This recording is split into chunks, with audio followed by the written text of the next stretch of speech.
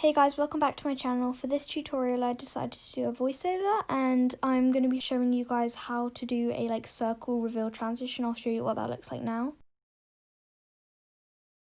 So have your two clips ready, and the first thing you're going to do is going to go on the second clip, go to multi-layer, and layer 1 you're going to select photo and say last frame of previous scene.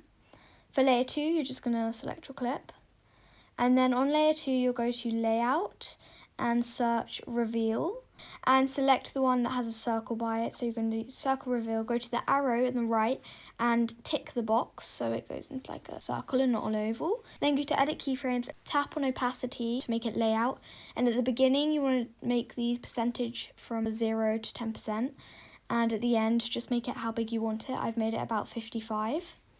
And then you just want to do a custom graph, or whatever you do, just do an out graph. You just go back and hit create, and you are actually done. So it's super simple, really easy, and I just love the way it looks.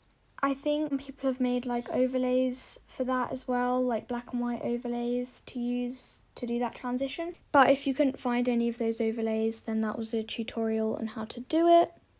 If you enjoyed this video and it was helpful, then please give it a thumbs up and subscribe to my channel for more tutorials and videos like these. Comment down below requests, and yeah, I'll see you guys in the next video. Bye! Oh, and follow my Instagram.